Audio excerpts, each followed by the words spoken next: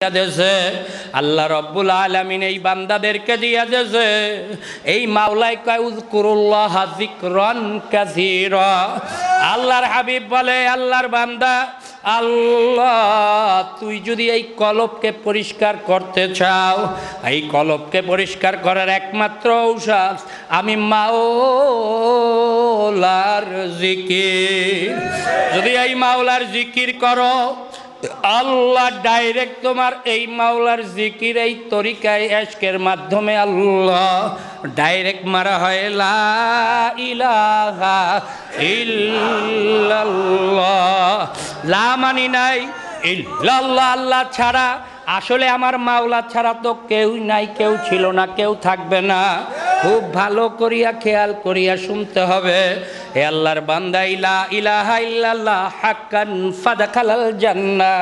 যদি কোনো আল্লাহর বান্দা বান্দি এই লা ইলাহা ইল্লাল্লাহকে হকের সাথে আদায় করতে পারে, বান্দা বান্দির জান্নাত ওয়াজিব হইয়া যায়।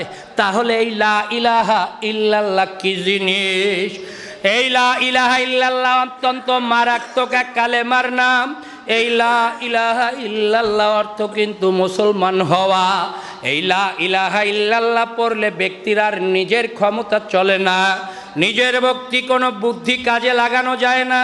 লা ইলাহা ইল্লাল্লাহ পড়লে আর দুনিয়ার মধ্যে নিজের মতে চলা যায় না, নিজের মতে আর করা কিছুই যায় না।